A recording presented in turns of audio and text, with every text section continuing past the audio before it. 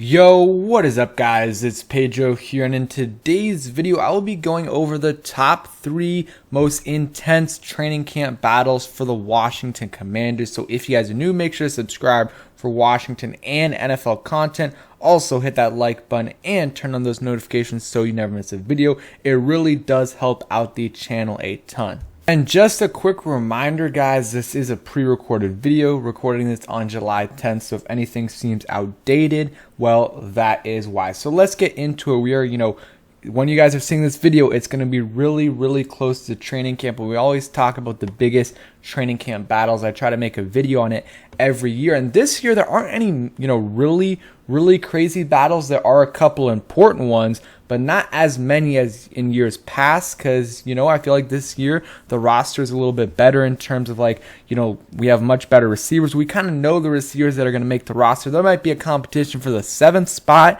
or the 6th spot, depending on how many they keep, but not like last year where we really didn't know who was going to make it. So let's get started with the first one. And this one is the right guard battle. And also ignore the cap space on the right. Totally wrong. I think they're at about 13 point something million in cap space. But the right guard spot, who is it going to be? Wes Schweitzer or Trey Turner? And both these guys have their pros and cons, and have advantages and disadvantages of winning the battle, because Trey Turner, he is a little bit more of a vet, I believe. 1 year older, has 2 more years of experience. Also played under Ron Rivera before, played under John Matsko. I believe he's made the Pro Bowl 4 or 5 times. Former All-Pro as well. And then you look at Wes Schweitzer. He's also played under Ron Rivera and John Matsko. He's been with the team under this regime for the longest in terms of the last 3 seasons, the last 2 seasons, and has played pretty well and is extremely versatile. I mean, you could argue either one in terms of who is going to be the starter. I think they're pretty even. Wes Schweitzer's been really solid for the Commanders though the last couple years. I mean, playing left guard, center, right guard, whatever it is, he's been doing really well at it, filling in for guys getting hurt. Brandon Sheriff, especially the last couple years, missing 4 or 5 games every year. And the last couple years, Wes Schweitzer has been able to fill in for him and play pretty well, and fill in for other guys as well, Chase Roulier and others. And then Trey Turner, he had a solid year last year, and the year before against, with the Chargers, I believe, didn't have the best year, but, that's because he was playing injured, and he's been relatively healthy his entire career. So I think they're kind of even in terms of, the level of player they are. But if I had to make a prediction on who I think starts, because both these guys are going to make the roster, I would say Trey Turner, because I think Wes Schweitzer is much more valuable as a backup than Trey Turner is, because, let's say Trey Turner starts at right guard, and, then you got Andrew Norwell at left guard, and then Wes Schweitzer can fill in for left guard, center, or right guard if needed. And let's say, Andrew Norwell gets hurt. Well, then you can put Wes Schweitzer in for Andrew Norwell, and you're only switching up 1 spot in the lineup. Same thing if Trey Turner gets hurt at right guard. You're only switching up 1 spot in the lineup. But let's say Wes Schweitzer is the guy who is starting at right guard and Andrew Norwell is at left guard. Well, let's say Andrew Norwell gets hurt. Well, then you have to switch Wes Schweitzer to left guard and then put Trey Turner at right guard. You're switching up 2 positions and switching up the flow. Charles Leno might have played with, Schweitzer a little bit, but it's gonna take some time for him to get used to it. And same thing with the tackle with Trey Turner, because you're switching up 2 different spots instead of 1. And then also Wes Schweitzer can play more spots than Trey Turner. So I just think that is how it's going to play out. And, Trey Turner has gotten more, kind of cachet in his career. He has at least 4 Pro Bowls, I believe, and an All-Pro. And Wes Schweitzer has been mostly a career backup.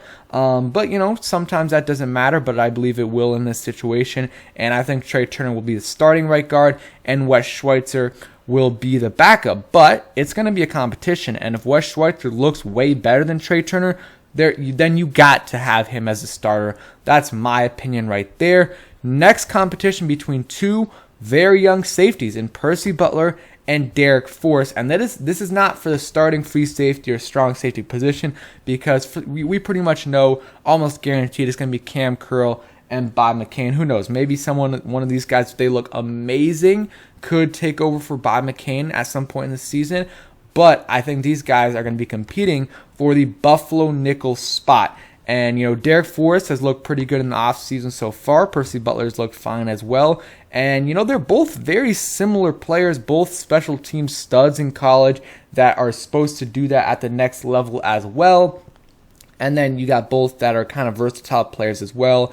And, I don't know. It's going to be an interesting competition because they're going to need a Buffalo nickel.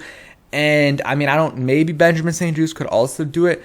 But I really think it's going to be between Percy Butler and Derek Forrest. And Cam Curl, of course, could do it, but you want him at strong safety. And, if they sign Landon Collins back, like if neither Percy Butler or Derek Forrest really look good at that spot, they can always bring back Landon Collins at that spot. Going to be interesting to see how it plays out. Percy Butler, though, has all the tools. He's got the speed. He's got, the explosiveness. He's got the big hitting ability. Now you just got to put it all together. It's up to him and the coaching staff to do that, and I think he can. But I think Derek Forrest has a little bit of the leg up just because he's, this is his second year. This is his second year. He's also a little bit older, more experienced, so I think that he has a little bit of the upper hand in terms of being the Buffalo nickel. But, I don't know. It's going to be, I think it's close, though. It's really, really close. And either one of these guys could be the Buffalo nickel for the Commanders. And they're both going to be on special teams very likely. If needed, both of them can play. And let's say Derek Forrest the Buffalo nickel, then, Percy Butler is definitely going to be playing a lot of special teams. But I think regardless, Percy Butler will be playing some in his rookie year. Not just special teams, but I'm talking about on the defense as well, because he's got a lot of high upside, and it's up to everyone to put it together, because like I said, he's got potential and you don't want to waste it with having him not on the field at all. So that's the second competition. And the third one, it's not a significant battle, but I think whoever gets that last tight end spot is going to be interesting, because if they keep three, you know who it's going to be. Logan Thomas, Cole Turner, and John Bates, for sure. Those are guys that are going to make it. But there's a good chance that Logan Thomas probably starts the season on IR, maybe, So maybe you make the initial 53, and then, and it's only 3 tight ends, and then you put Logan Thomas on IR, because you can't put a player on IR before the season, or, you can, but then they're out for the year. So then they could just bring up another tight end, or they could just keep 4 and then put Logan Thomas on IR and then, call someone else up at another position. Either way, but that last spot, is going to be really interesting. Armani Rogers is competing for that spot. AGG is competing for that spot. Curtis Hodges, Sammis Reyes, and, before, right during the draft, right after the draft, you kind of say, okay, Sammis Reyes has the upper hand there. But he hasn't done anything at all this offseason to help his stock. It's gone down because he hasn't done anything. He's been hurt, and we'll see what he does in training camp, but if he's even going to be able to play. But he hasn't really done anything. And then we've heard some really good things from Antonio Gandy Golden in terms of what he did in minicamp and OTAs. Like, he flashed more at tight end than he really ever did at receiver. So that is encouraging to hear, and I think he is a chance to make it. And then Armani Rogers, former quarterback, a lot of people like him as well. I haven't gotten to see him play, not even any clips or anything from OTAs and minicamp, but I'm excited to see what he can do. There he is right there. Right here. And then also Curtis Hodges, Logan Paulson is a big fan of him. So, he's a big guy. I think 6'7", 6'8", out of ASU, had some decent production. And I thought he was going to go, looking at his profile afterwards, I was like, okay, this guy probably should have definitely gotten drafted. So we'll see. I think they probably, if they feel good about Logan Thomas being ready for the start of the season, then I think they'll keep 3. But if not, I think they'll keep 4. And one of these guys has a solid shot to make it. And we'll see. It's going to be interesting because it's like a 4-way battle. AGG, Sammis Reyes, Armani Rogers, and Curtis Hodges. If I had right now I think AGG has been, I've heard the most from him. And then, maybe we'll see about Armani Rogers and Curtis Hodges. So let me know what you guys think are the training camp battles you are looking forward to. And yeah, thank you guys for watching. I hope you guys enjoyed the video. If you did, hit that like button, subscribe if you guys are new, and turn on those notifications so you never miss a video. Peace, guys.